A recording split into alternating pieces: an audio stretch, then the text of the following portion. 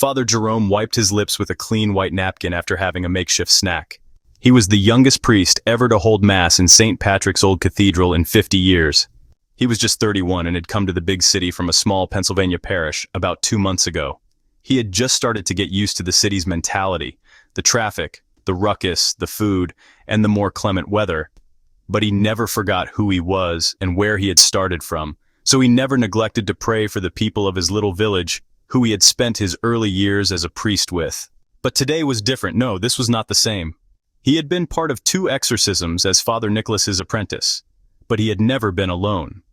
Furthermore, the symptoms that those 2 hosts presented with were so mild that even if he had not yet formed a consolidated view of the manifestations of good and evil, he had started to lean towards some Freudian transference of their meaning and had convinced himself that the exorcised were just weak characters that required psychiatric assistance before they started to immerse themselves again in the calm haven of faith. He laid both his hands in the gold-embroidered altar cloth and bent forward, taking in slow breaths as his father had taught him as a child, so that he could channel all his stress, especially when he was a mess and had to be with people that very time. He had a bad premonition. Maybe he was somewhat ill, he said to himself, while the last bite of his lunch threatened to charge upward again into his esophagus. In about a quarter of an hour, he was expecting Margaret Malone, 22, a law student, and some members of her family. Her father, Vincent Malone, had approached him last Sunday after Mass and had related those unthinkable for any human mind events that involved his one and only daughter, events that since last month had changed the life of all his family.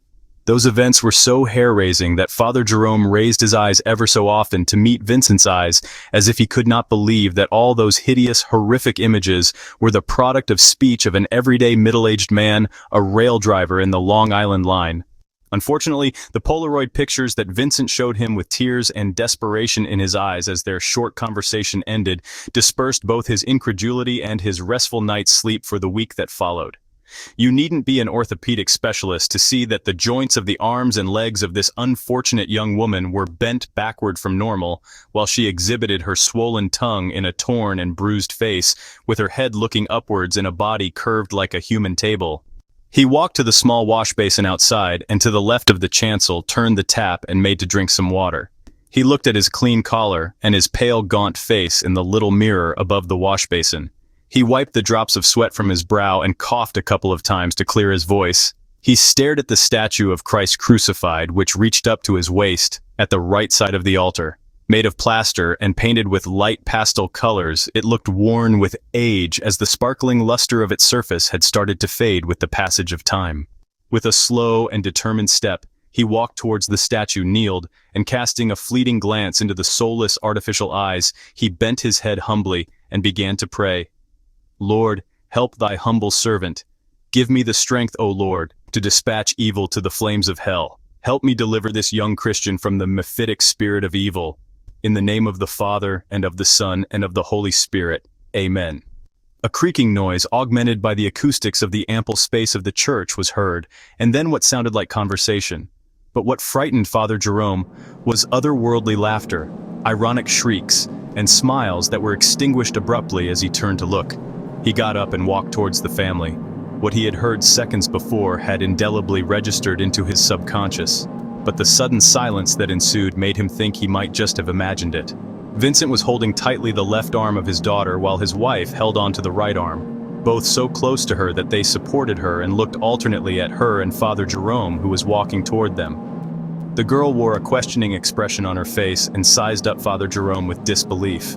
She was sweating profusely with her hair glued on her face, while she breathed slowly with a whistling sound. Her head was slightly inclined to the side, while her eyes were wide open and wet. Father Jerome took a small, aged, leather-bound book from his pocket and opened it somewhere in the middle. He turned towards the parents and said, "Come closer, don't let her go. Bring her here at the center under the dome." Vincent tightened his grip on his daughter. "Come, dear, be brave and all will go well." The young girl pulled away her eyes from Father Jerome and spoke to her father with a heavy male voice and an indistinct accent. "Pot. Glurg. All will go to pot." Her malevolent laughter ceased immediately, and her look transfixed the priest again until his stomach was taut. "Did you soil your pants, yellow boy? You ain't seen nothing yet, horny guy." Wahahaha, glurg! She started to spit mucus on the ground. Do you want to see everything, fag? Well, here it is. Her body curved backward by itself like a huge parenthesis mark, and with an abrupt move, her clothes were torn from top to bottom as if a razor had ripped them apart. You are nothing to me. You don't scare me. Come and do me raw now. Do me raw. And she started to moan loudly and contract her pelvis up and down in a lewd and primitive fashion. Her mother uttered a whimper of desolation which hit the ears of the others like a club. Father Jerome drew in a deep breath, tensed his body, and started reciting slowly and steadily, Crux sancta sit mihi lux, non draco sit mihi dux, vade retro satana. The possessed girl tensed every muscle in her face in a grimace full of furrows and hate and cried out to the priest, Are you a sissy? Don't you hear me when I'm talking to you?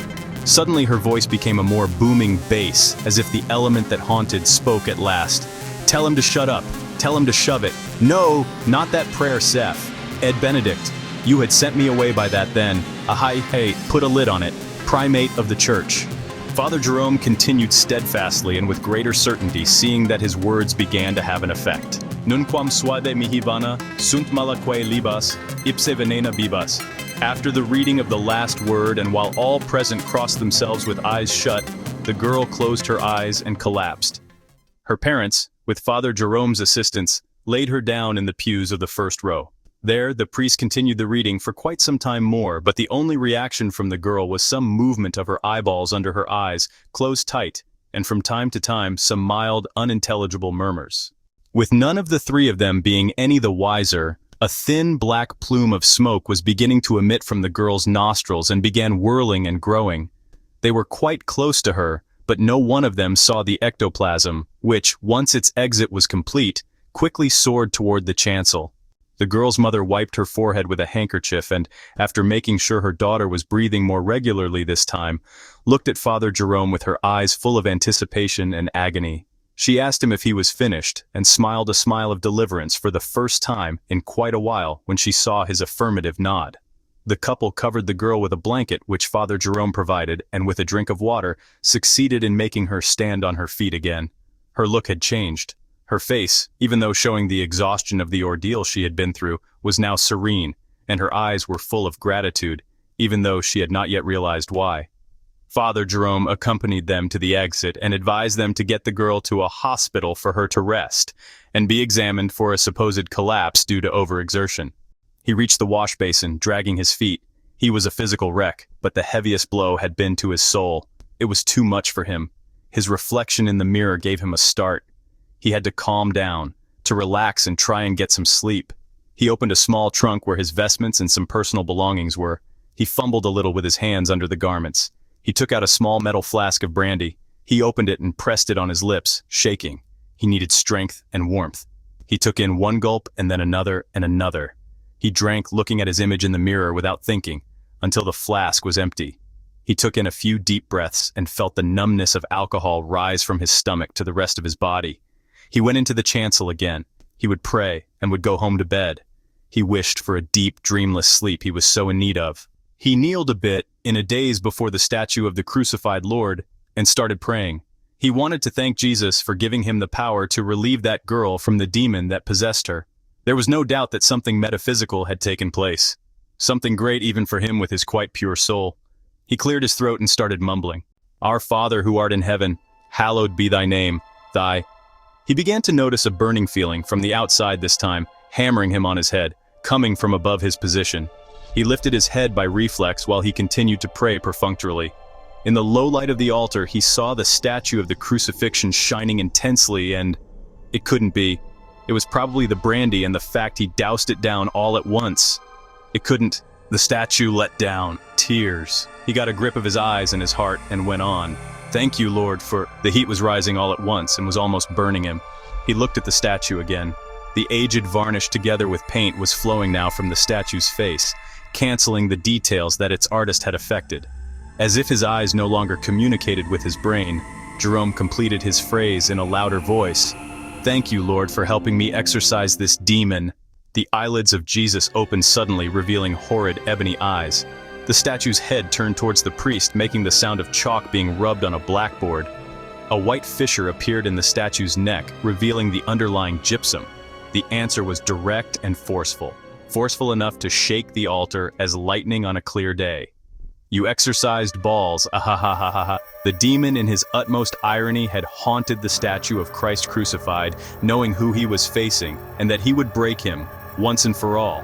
He unhinged his hands and feet from the cross, and with a backflip started to move, spider-like, climbing on all fours the wall over the altar. And he laughed, with a sarcastic laughter that tore apart Jerome's heart. The priest found his legs with some difficulty, and stepping back he gripped a chair inside the chancel. He grabbed on the fly a small glass vessel with holy water in it, and took the bunch of basil that was dipped inside. He started sprinkling towards the demon's direction, crying out, not him, blasphemer, abominable creature of darkness, child of Satan, feel his fire, the one and true." The demon was on the ceiling of the chancel by now, and whimpered like a wounded feline at each drop of holy water that touched him. Just as Jerome thought he had beaten him, he began to laugh again, and to spew out in a horrid, sarcastic voice, "Ha! You really believe that your drops of water burn me? Do you want to see fire? Real fire?" Still hanging upside down and on all fours, he looked around, snarled, and started spitting. Sputa of fire that inflamed whatever they touched. He spat, burned, and laughed. Jerome backtracked outside the chancel, but the beast followed him from the ceiling, never ceasing to spew fire to the left and right, but never up front. He did not want to kill the priest, but worse, he wanted to scare him to death. The chancel was engulfed in flames, and now the contents of the alcoves in front of it burned. Now the candelabra had caught fire too, and the bending candles bowed to the force of the fire that all the while raised the temperature inside the church. Very quickly, the flames had engulfed all the nave and transept, and the stained glass in the windows was exploding outwards. Father Jerome thought he was in hell. All the faces of saints in the iconography of the church were blackened now, and suggested soldiers from the order of evil. He was stepping back continuously without thinking, having surrendered to the rage of the demon and the insufferable heat of the fire. He was now a human-like puppet, as if his movements were controlled by a joker's strings. Suddenly, noises were heard from the front main gate of the church. Someone was trying to break it from the outside.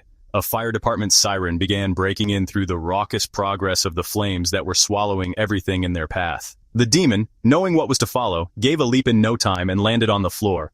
He bypassed Jerome and climbed on a wall. He crucified himself anew between two forms of saints and, laughing and winking at the priest, he closed his eyelids, turned his head on the side, and became a soulless statue once more. The door of the church opened with a loud noise, and 2 police officers followed by 3 firemen entered the vestibule with their faces covered. They found Jerome in a miserable state and asked him what had happened. The neighbor who had called 911 had stated with certainty that all the while he was on his balcony during the last hour, the priest was alone in the church. Father Jerome was not listening to the police officers' questions. He was pointing at the figure of the statue of the crucifixion, crying all the time, "Him, he's there." His breath was reeking a mixture of fear and alcohol, and the officer beside him was quick to make the connection. The priest became drunk and set fire to the church. They handcuffed him and led him to the patrol car. He had a lot to answer for. Outside the church, which by now was burning almost to the ground, were parked in a haste a police cruiser and a fire brigade vehicle. The police put Jerome in the back seat of the cruiser and set off for the station. Inside the church, the firefighters had begun their work, but the struggle looked uneven. There was now little hope for even the least thing to. Yet at the moment the cruiser was starting, he turned his head with unease and in tears behind him and looked for no obvious reason at the front gate of the church. And he was certain that he saw the black ectoplasm that had come out of the girl's nostrils, and which no one had seen, after the exorcism, was now coming out of the church, and Jerome could now see it, in the light of the fire under the church gate. He saw it disappear again into the grill of the fire truck's door. He thought he also saw a spark in the fire truck's cabin, and the driver jerking like a string puppet for a moment. As soon as the cruiser was turning to disappear on a route to the station, Jerome saw the fire truck dashing in the wrong lane with tires screeching.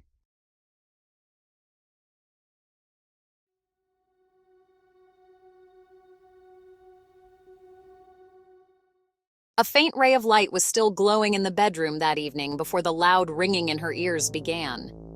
The room felt quiet, except for the soft breeze coming through an open window. The white lace curtains gently billowed and then returned to their original position, swaying like they were dancing to the song of the crickets, lit by the moonlight. It was everything one needed for a peaceful night's sleep, but it was all a lie. It had become a habit to turn on the light just before bed, even though she couldn't seem to sleep these days. Then, a soft whisper broke the silence. "We are coming for you." The soft voices bounced off the walls, echoing like a hollow sound inside her head. Had she really heard that? Or was it just a dream? The voices suddenly grew louder, right in her ear. "We are coming for you!" This time it was much stronger, and it jolted her awake. The room felt different, charged with a strange, static energy. The ringing in her ears kept pulsing in waves. It started faintly, like a distant hum, but quickly became a deafening roar. When Jocelyn thought clearly about it, she would always compare it to the sound of static on multiple televisions. She would picture a room full of televisions stacked from the floor to the ceiling, all flashing black and white. Slowly, her mind cleared, and goosebumps spread over her skin. Not the kind from the cold, but the kind that signals danger, telling her she wasn't alone. The kind that made her feel like she might need to run.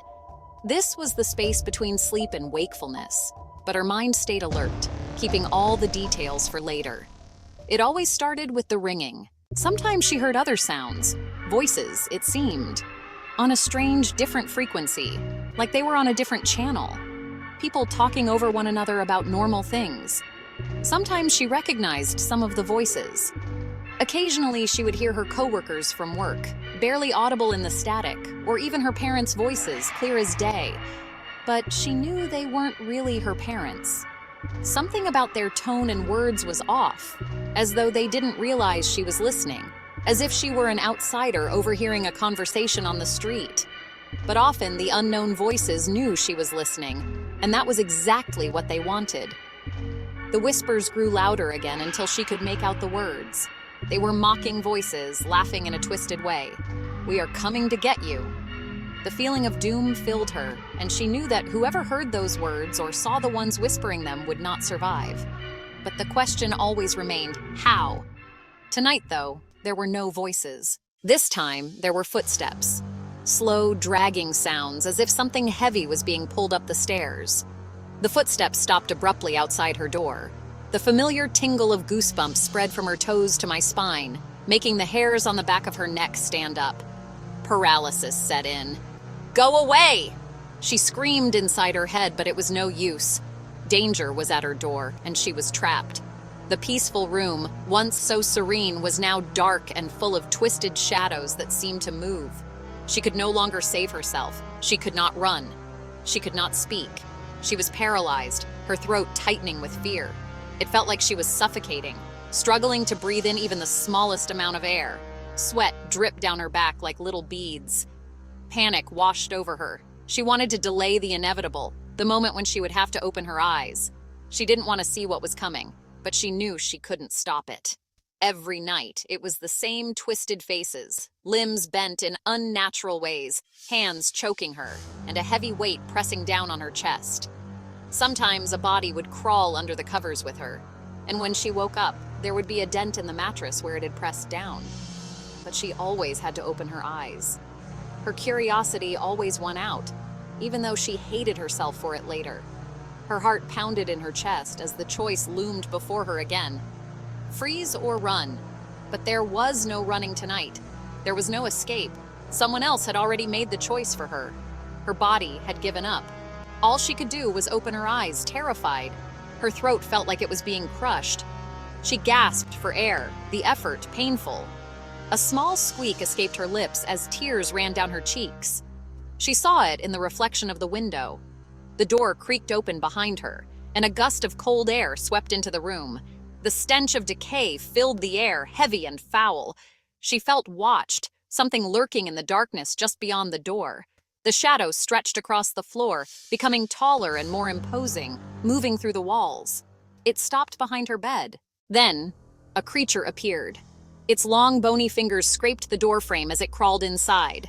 The claws were sharp and twisted, leaving deep gouges in the wood. It moved unnaturally, its limbs jerking and cracking. A foot disappeared under the bed, and the room felt heavy with its presence. This was different from the other visits. The shadow that haunted her now was not one she had seen before, but she knew exactly who it was. This creature was the one who had sent the others. It was the ruler of the underworld, the collector of lost souls. The creature's emissaries did its bidding. It was never human, never walked the earth, but its presence was undeniable. The thing's irregular breathing seemed to echo beneath the bed. A deep growl followed. It was like a rabid beast waiting to strike. She felt its claws scraping against the bed, savoring her fear. She closed her eyes, hoping to keep them shut until dawn, when she could pretend this was just another nightmare. Sleep paralysis, they called it. But Jocelyn knew better. This was no dream. This was something evil, something real. The minutes dragged on like hours. Slowly, the room returned to silence. She felt a slight relief, thinking it might all be over. But then she saw it again in the reflection, distorted, blurry, and growing. The shadow was there, stretching across the room behind her. Her heart sank. The thing's long arms hung down, its claws curling inward. The air felt thick with malevolence. She was in mortal danger, and this was not just to frighten her. This creature wanted to hurt her. The panic bubbled inside her, but there was nothing she could do but cry and let out another weak squeak. Then it happened.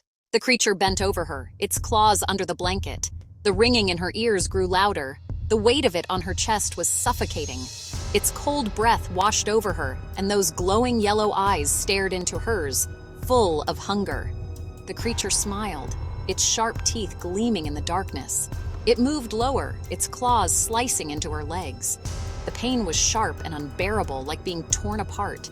The thing crawled beneath the covers, its twisted body pressing down on her.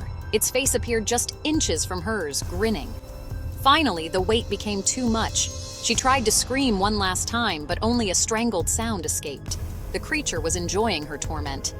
The air in her lungs started to fade, her heart grew weak, and the edges of her vision blurred. Her body grew cold, and everything around her slowed. Tick, tick, tick. The seconds felt like eternity. Her vision darkened, and soon there was only complete blackness.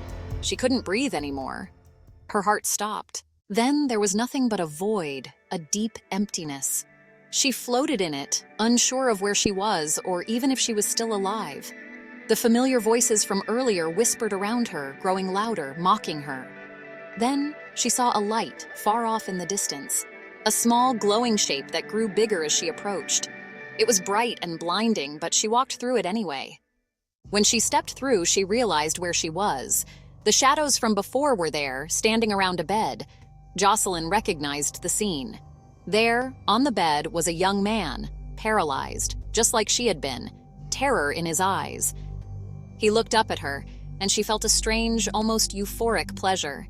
She whispered, a smile creeping across her face, "We are coming for you."